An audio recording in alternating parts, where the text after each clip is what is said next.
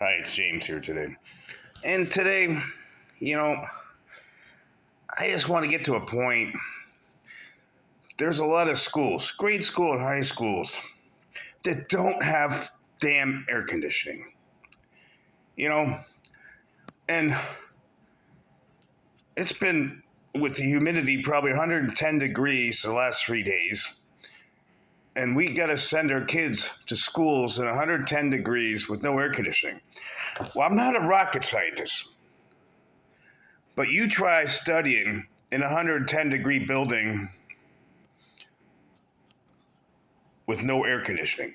And I know it costs some money to put air conditioning in these old buildings and their old schools.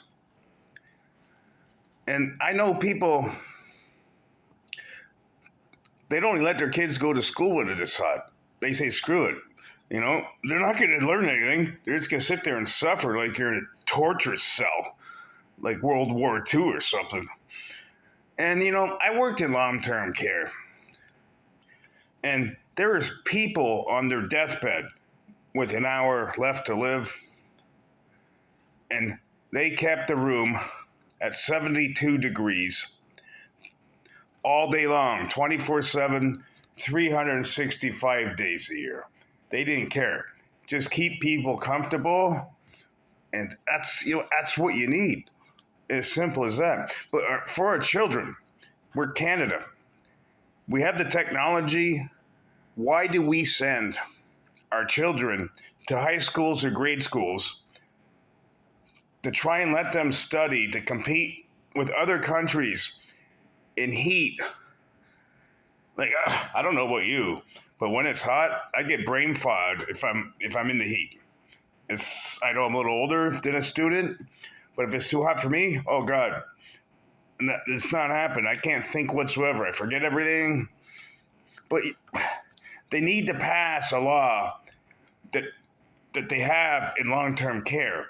You have to regulate a temperature in long-term care. It has to be regulated. I had to regulate it between 70 and 74. Anywhere between that, or the government got involved. And they need to do that in your grade schools and high schools. Simple as that. If I have to pay a couple more extra dollars in taxes so children and students can actually sit in a classroom and focus so our country can have some talented people, then I'm good with that. Simple as that. But anyways, I'm just trying to get a point addressed that like our government spends all this money on wars, donating shit to Ukraine. Well, hello.